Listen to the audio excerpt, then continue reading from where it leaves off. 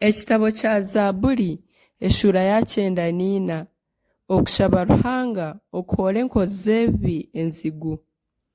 Ai Mukama, Ruhanga omuhoozi w'enzigu, iwe Ruhanga omuhoozi w'enzigu, zwisha omushana gwawe.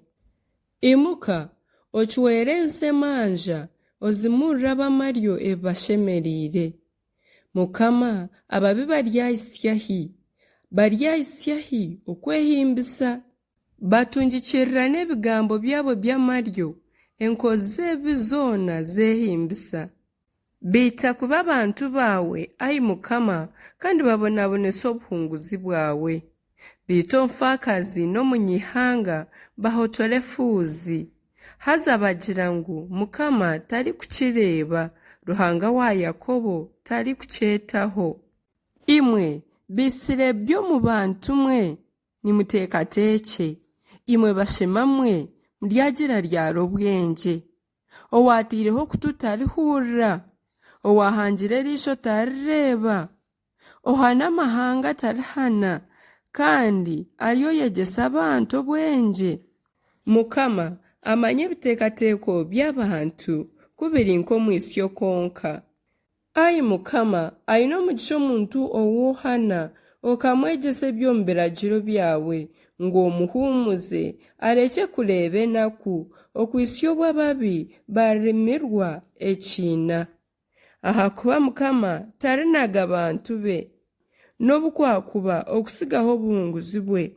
Ahakuba emanja ziryagaruka zicuubwe omu kwishikirira, kandi boona baine emitima egororokire baryakukuratira.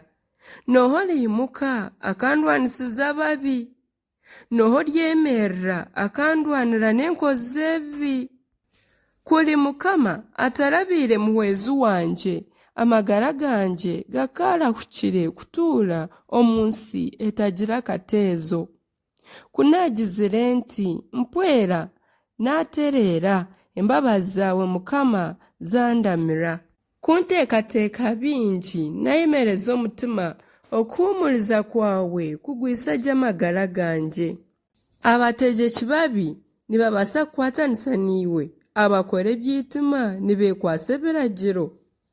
Beeterana kurwanisa amagara goshikiriire, bacwera otiine kaba orubanja rw'okufa.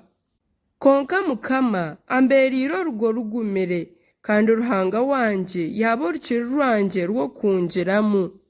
Aryabagaruraho okutahikirira kwabo, abamarireho kimwe aha bwobubi bwabo. Mukama Ruhanga wiitu aryabamariraho kimwe.